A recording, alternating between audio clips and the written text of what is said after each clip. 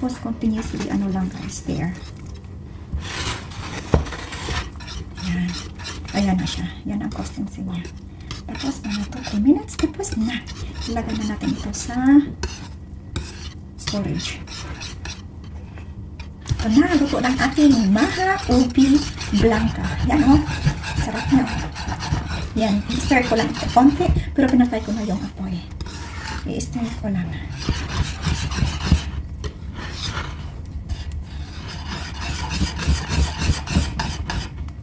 Yan. So, lagyan na natin sa lagayan para i-fridge natin. Okay. So, ayan na. Maglagay na po tayo dito. Para i-fridge natin. Depende sa inyo guys kung anong gustong lagayan nyo. Sa akin ito. Yan.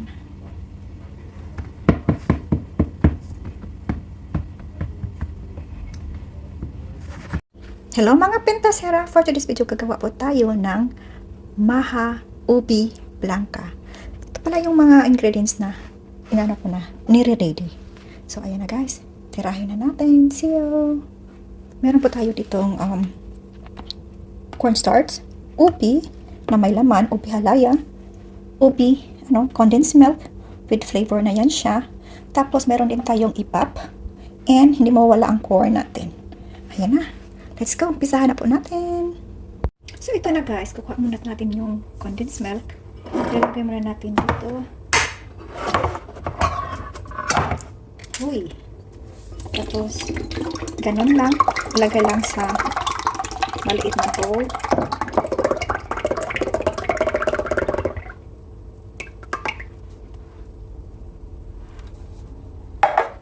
Tapos, ihalo lang itong 1 cup of cornstarch milk. Ihalo lang natin muna sila guys para hindi magbuo-buo. Para makuha natin yung texture. Yan.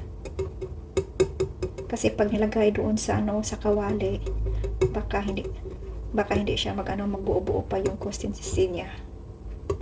Yan. Ihalo lang natin.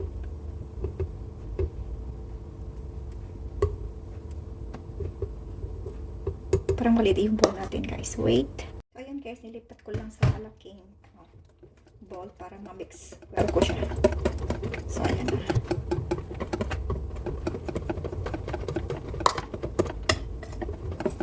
I-mix well lang natin hanggang maano yung consistency ng corn starch. Ayan na guys, naglagay na pala tayo dito ng coconut milk. Tapos haluin lang natin. Unting apoy lang guys, para hindi masunog yung gata natin.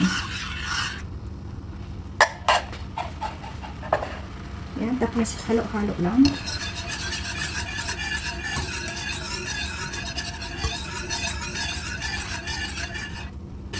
So, i-stir lang natin siya ng mga 2 to 3 minutes hanggang kumukulo. After that, pahinaan natin ng apoy masyado. Tapos, ilunod natin ang condensed milk na with flavor ube. Yan siya.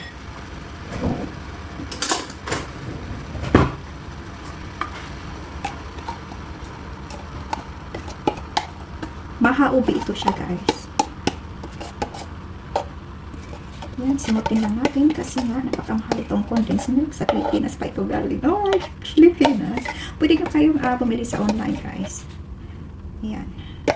Simutin lang natin.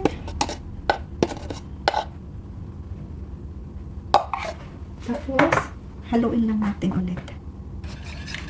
Sanghin ng apoy. Yan.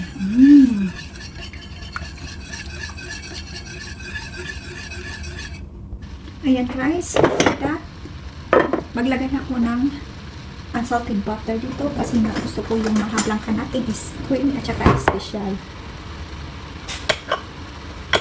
Ayan, lagay lang natin dito. Tapos, stir lang.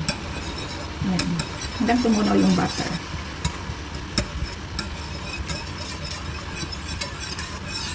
Continuously lang guys sa pagano para hindi siya ma-burn. After that, ilagay na natin yung cornstarch na natin, yung hinalo natin kanina with condensed milk. So, dahan-dahan lang sa paghalo guys para hindi maano. Continuous lang siya. Dito ako sa kabila. Ayan.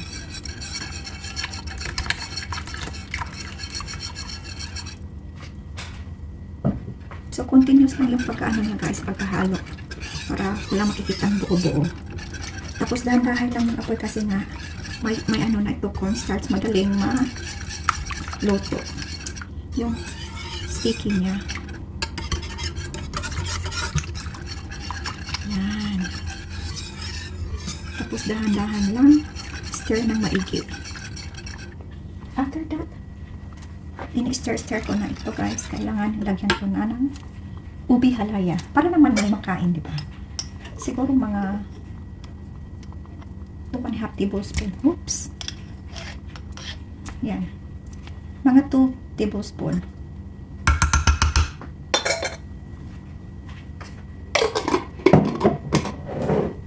Tapos, haluin. Yan. Ako guys, hindi ko gusto yung matamis masyado yung ano, yung ubi maha ko. Kaya, depende sa'yo kung magdagdag kayo ng sugar. Pero tikman ko muna, di ba? Para ano, matikim muna ako bago mag-isa lang yung corn kernel. Whole kernel ito guys. Yan. I-stir muna natin yung mahalaya para mag-scattered. Yan. Dahan-dahan lang yung ako, ano?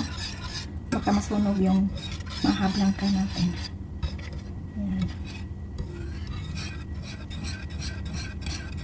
Tapos tikman ko siya guys kung matamis na ba or kailangan ng sugar. Ito.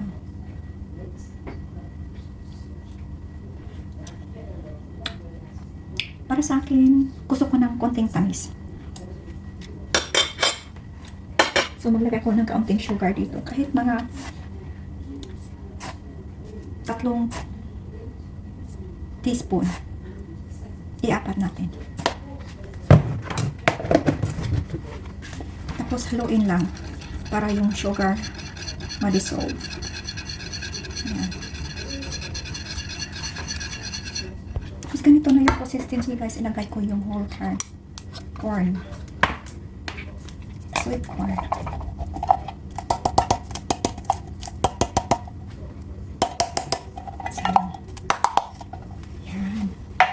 Tapos continuously ano lang stir. Yan. Ayan na siya. Yan ang consistency niya. Tapos mga 2-3 minutes. Tapos na. Ilagay na natin ito sa storage. Ito na. Luto ng ating maha ubi blanca. Yan o. Sarap na. Yan. I-stir ko lang ito konti. Pero pinatay ko na yung apoy. I-stir ko lang.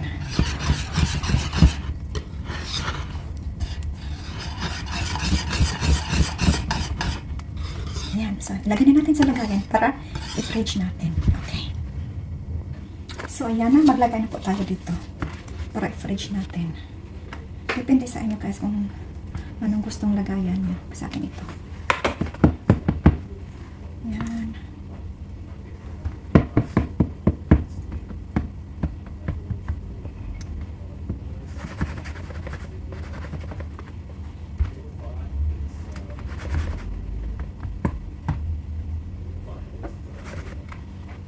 Tapos, meron pa isa. Lagay ko na dyan.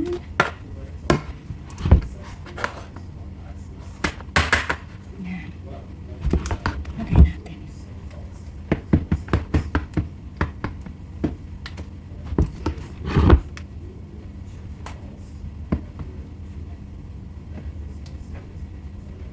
So, maghanap pa tayo ng ibang lagayan.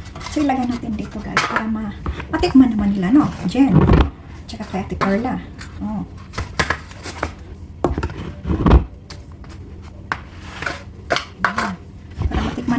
Natin. Ayan. Tapos lamigin lang natin konti ng mga 30 minutes. Tapos fridge natin.